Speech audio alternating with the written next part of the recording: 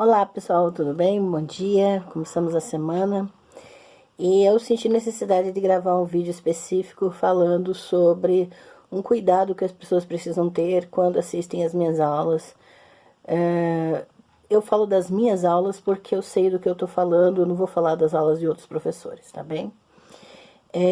Principalmente no YouTube ou nos meus cursos. Eu recebi um comentário esses dias perguntando, na live da semana passada, né?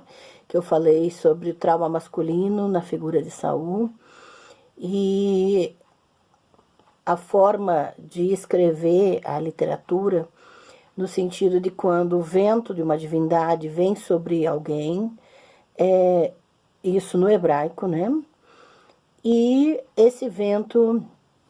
a forma verbal que é utilizada envolve violência. Então, nesse sentido, para essa cultura caracteriza um tipo de estupro, né? E porque não há consentimento, há perda de vontade própria e também há violência no ato. E aí vem a pessoa com um viés religioso, porque isso é viés religioso, querendo que eu descreva, então, como que se dá essa situação do vento vir sobre a pessoa, né? Há duas possibilidades aqui do que a pessoa está querendo.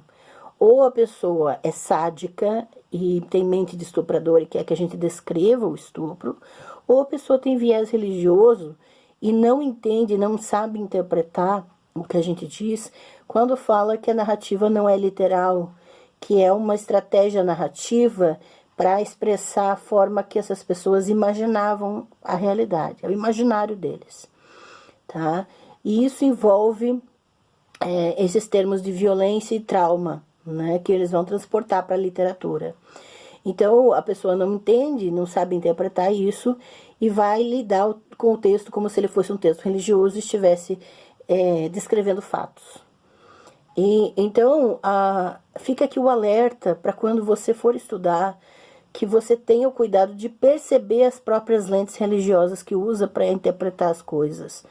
E que essas lentes, tendo consciência dessas lentes, elas não vão te atrapalhar tanto para entender que outra cultura entende e interpreta a realidade de forma diferente, e isso não é problema nenhum. Outra coisa que eu queria falar dar uma cutucada, assim, propositadamente, nas teólogas feministas, quando elas vão interpretar Ur como uma personalidade feminina nos textos bíblicos. E aí eu quero recomendar às teólogas feministas e a todos os que interpretam dessa forma que se especializem, que estudem linguística, tá? Que vão fazer letras, que vão estudar linguística, para começar a perceber que as línguas funcionam de forma diferente. Um exemplo bem prático para você perceber isso.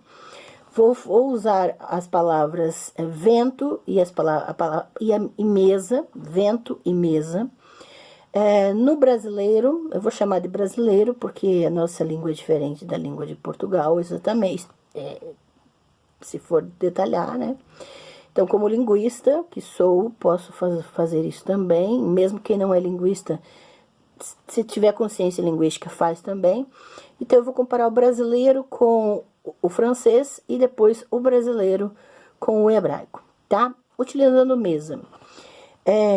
Se você estuda linguística, se você faz letras ou trabalha, tem um pouquinho de consciência linguística, você sabe que gênero gramatical é diferente de identidade de gênero. Então, a palavra mesa no brasileiro é gênero gramatical feminino. Não significa que a mesa tem identidade de gênero feminino, tá? Quando você fala no francês, le table,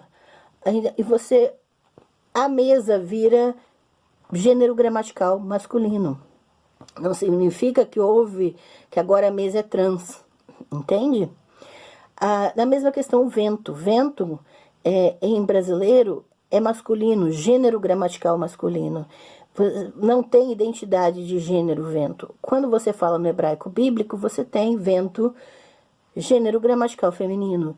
E isso não muda, não faz com que o vento tem uma personalidade feminina ou masculina, ou a mesa tem uma personalidade feminina ou masculina, dependendo do gênero gramatical. Então, gênero gramatical é uma coisa, identidade de gênero é outra, performance de gênero é outra, tá bem?